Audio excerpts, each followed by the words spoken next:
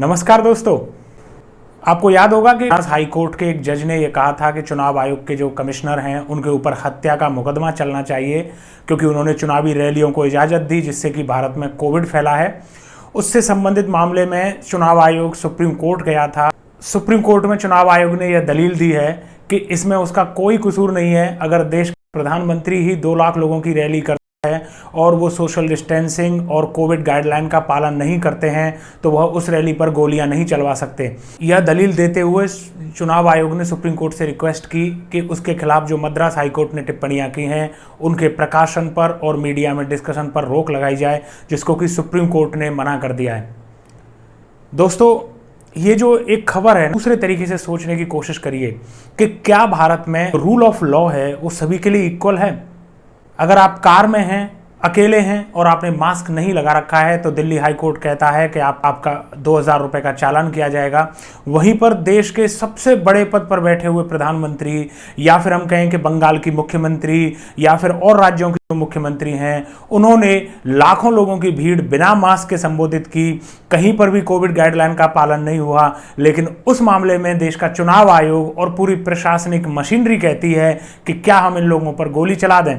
तो उनके लिए उनके पास अलग रूल है, उनके लिए अलग कानून है और आम जनता के लिए अलग कानून है। देखिए भारत में किस तरीके से 2 तरीके के रूल काम करते हैं। एक हमारे और आपके लिए जो आम जनता है उसके लिए रूल है, और एक जो देश में वीआईपीज हैं उनके लिए रूल है। वह कितने भी कानून तोड़ें, वो बिना मास्क के रैलियां करें, वो बिना मास्क के रोड शो करें, उनके ऊपर कोई भी रूल अप्लाई नहीं होता है। और इसको सुप्रीम कोर्ट में कल भारत के चुनाव आयोग ने माना है कि वह जानता है कि रूल ब्रेक हो रहे हैं, कोरोना गाइडलाइन का पालन नहीं हो रहा है, लेकिन इलेक्शन कमीशन की तरफ से एक रुपए का भी फाइन या फिर किसी भी तरीके का प्रतिबंध भी वीवीआईपी पर नहीं लगाया गया। दुनिया में ऐसे कई कंट्रीज हैं जहां पर कि आम जनता के लिए जो रूल हैं वही वीवीआईपीज के लिए रूल हैं। कि हम आपको एक घटना बताते हैं।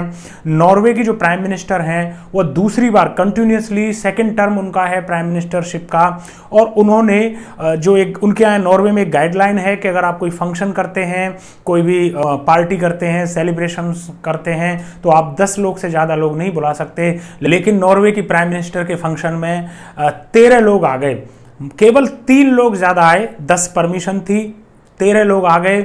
और इसके लिए वहां पर उनके ऊपर नॉर्वेजियन मुद्रा है उसका जुर्माना वहां की पुलिस ने किया है।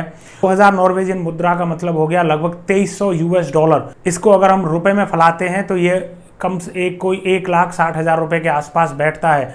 प्राइम मिनिस्टर को मात्र 3 लोग ज्यादा उनकी पार्टी में आते हैं और वहां पर नॉर्वे में फाइन किया गया। नॉर्वे की जो प्राइम मिनिस्टर हैं उन्होंने भी इस मामले में माफी मांगी थी। उन्होंने कहा कि मेरे से गलती हुई है, आप प्लीज मेरे ऊपर फाइन नहीं लगाएं। लेकिन पुलिस ने उनकी दलील नहीं सुनी और पुलिस ने अपने रिप्लाई में लिखा कि आप प्राइम मिनिस्टर ना होती, आप पब्लिक होती तो हम एक बार को आपको माफ भी कर देते, लेकिन प्राइम मिनिस्टर की जिम्मेदारी सबसे ज्यादा बनती है और अगर आप ही रूल तोड़ेंगे तो फिर आम जनता से हम रूल फॉलो करने के लिए हम नहीं कह सकते हैं। इसीलिए उन्होंने उनके ऊपर 2000 नॉर्वे मुद्रा का फाइन लगाया है। अब आप देखिए हमारे यहाँ अगर आप प्राइम मिनिस्टर हैं, होम मिनिस्टर हैं, मुख्यमंत्री हैं, मिनिस्टर हैं, डीएम हैं, कलेक्टर हैं, आपके लिए अलग रूल है और जो आम जनता है उसके लिए अलग रूल है। लेकिन नॉर्वे को देखिए, वहाँ रूल ऑफ लॉ है, सबके लिए इक्वल लॉ है और प्राइम मिनिस्टर को भी वहाँ पर फाइन देना पड़ा है। दोस्तों, आपको सोचना है आप किस तरीके की सोसाइटी चाहते हैं। मेरा उद्देश्य इस तरीके की सोसाइटी के लिए प्रयास करने का है जिसमें रूल ऑफ लॉ सभी के लिए अप्लाई हो और सभी एक ही रूल से गवर्न हो। दोस्तों, मुझे आप फॉलो कर सकते हैं ट्विटर पर धर्मवीर लाइव आईडी के साथ, और धर्मवीर लाइव आईडी के साथ हम फेसबुक पर भी मौजूद हैं। वहां पर आप मेरे विचार पढ़ सकते हैं। जुड़े रहिए हमारे साथ।